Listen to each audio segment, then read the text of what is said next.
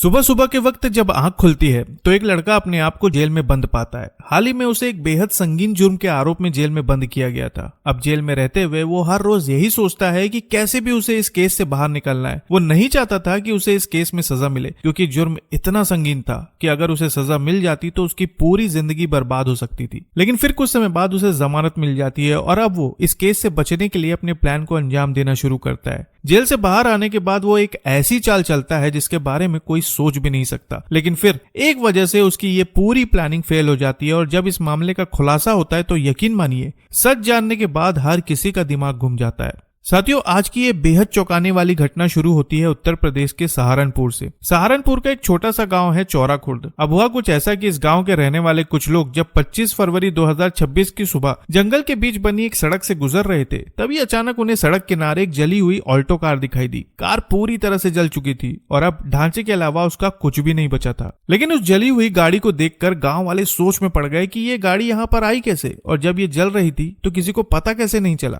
लेकिन फिर धीरे धीरे जब लोग उस गाड़ी के पास पहुंचे और अंदर झांकने की कोशिश की तो उनके हाथ पांव सुन्न पड़ गए, क्योंकि ये ऑल्टो गाड़ी अकेले नहीं चली थी, बल्कि गाड़ी के अंदर एक व्यक्ति का जला हुआ शव भी मौजूद था। और ये सब देखकर अब गांव वालों की हालत खराब हो गई। उन्होंने तुरंत इसकी सूचना पुलिस को दी और फिर जैसे ही पुलिस को खबर मिली, पुलिस और फील्ड यूनिट तत्काल मौके पर पहुंची। मौके पर पहुंचकर पुलिस ने सबसे पहले गाड़ी की जांच शुरू की। आसपास जगह की बारीकी से जांच की, लेकिन वहां पर उन्हें ऐसा कुछ भी नहीं मिला जिससे शव की पहचान हो सके, क्योंकि गाड़ी में सब कुछ जल चुका था। लेकिन फिर तभी पुलिस की नजर गाड़ी की नंबर प्लेट पर गई और अच्छी बात यह थी कि गाड़ी का नंबर प्लेट अभी भी सही सलामत था। नंबर साफ साफ दिखाई दे रहा था और जैसे ही पुलिस को गाड़ी का नंबर मिला, उन्होंने उसके असली मालिक की तलाश शुरू कर दी। अब यहाँ पर सबसे ज्यादा चौंकाने वाली बात यह थी कि जांच के दौरान पुलिस को यह पता चला कि इस ऑल्टो गाड़ी को कई बार खरीदा और बेचा गया था और इसके कई मालिक रह चुके थे। लेकिन अंतिम बार यानी कि 16 फरवरी 2026 को इस गाड़ी को अर्जुन नाम के व्यक्ति ने खरीदा था और यहीं से पुलिस को शक हुआ कि जो शव गाड़ी के अंदर बरामद हुआ है वो शायद अर्जुन का हो सकता है। अब आगे की कार्रवाई करते हुए पुलिस ने शव को अपने कब्जे में लिया और पीएम के लिए भेज दिया।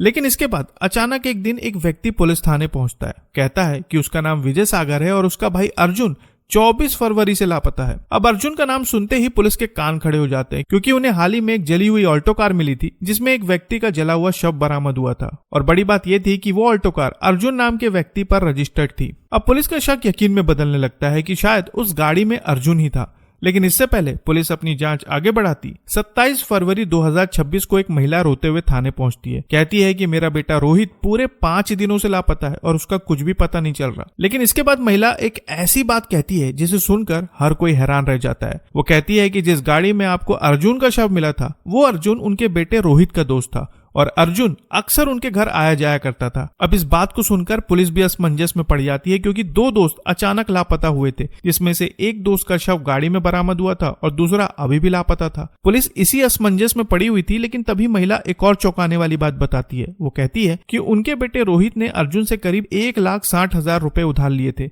लेकिन वो उस पैसों को लौटा नहीं पा रहा था। अब इस बात को सुनकर पुलिस को संदेह होता है कि कहीं ये सारी घटना पैसों की वजह से तो नहीं हुई है। लेकिन फिर पुलिस अपनी जांच को रफ्तार देती है और कार में मिले उस शव का डीएनए परीक्षण कराया जाता है। लेकिन डीएनए रिपोर्ट से एक बेहद हैरान करने वाली बात पता चलती है। डीएनए जांच से ये बात साफ हो जाती है कि कार में जो शव मिला था वो अर्जुन का नहीं था, बल्कि रोहित का था, यानी कि अर्जुन लापता था। जिसके बाद पुलिस अर्जुन की तलाश में जुट जाती है। दूसरी तरफ पुलिस को अर्जुन के भाई विजय सागर पर भी शक होने लगता है और इसलिए वो उसके नंबर को सर्विलांस पर डालते हैं और उस पर नजर रखने लगते हैं। फिर कुछ समय बाद पुलिस को पता चलता है कि अर्जुन जिंदा है और वो देहरादून में रह रहा है। अब जैसे ही पुलिस के पास ये खबर पहुंचती है, पुलिस उसे ट्रेस करना शुरू करती है, जिसके बाद 28 फरवरी 2026 को अर्जुन और उसके भाई को बड़कला के फ्लाईओवर से गिरफ्तार कर लिया जाता है। गिरफ्तारी के बाद जब पुलिस अर्जुन से पूछताछ शुरू करती है तो ऐसी बातें सामने आती है जो वाकई में होश उड़ाने वाली थी। मीडिया खबरों की माने तो पूछताछ के दौरान ये बात सामने आई कि 2024 में अर्जुन पर एक केस दायर हुआ था। मामला था दुष्कर्म का। खबरों के मुताबिक कहा जा रहा है कि 2024 में अर्जुन ने एक नाबालिग के साथ घिनौनी हरकत की थी, जिसके बाद उस पर मुकदमा दायर हुआ और उसे जेल भेज दिया गया। लेकिन जेल में रहते हुए उसे डर सताने लगा कि कहीं उसे इस मामले में सजा न हो जाए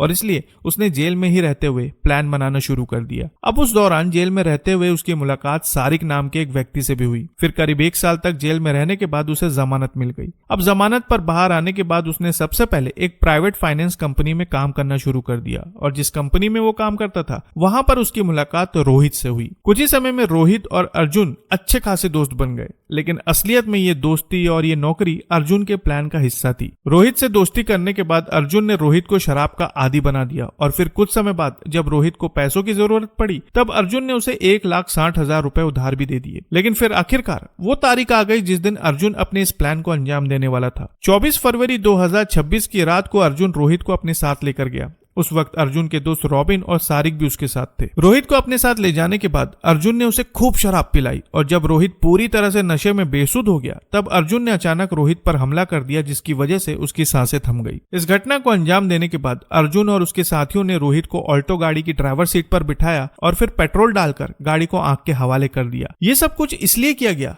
ताकि पुलिस को ऐसा लगे कि अर्जुन की दुर्घटना में मौत हो गई है। इस घटना को अंजाम देने के बाद अर्जुन को ऐसा लगा कि अब उसे कोई नहीं पकड़ सकता, लेकिन वो भूल गया था कि कोई भी जुर्म कानून की नजरों से बच नहीं सकता। आखिरकार डीएनए रिपोर्ट और टेक्निकल सर्वेलांस की मदद से पुलिस ने इस पूरे मामले का खुलासा कर दिया। तो साथियों, ये था उत्तर प्रदेश के सहारनपुर का वो मामला जो वाकई में बेहद ज्यादा हैरान करने वाला था। आप इस पूरी घटना पर क्या कहना चाहेंगे कमेंट में जरूर बताएं और नई खबरों के लिए चैनल को सब्सक्राइब करना ना भूलें। फिर मिलेंगे साथियों एक और नई जुर्म की कहानी के साथ। तब तक के लिए आपका बहुत बहुत धन्यवाद।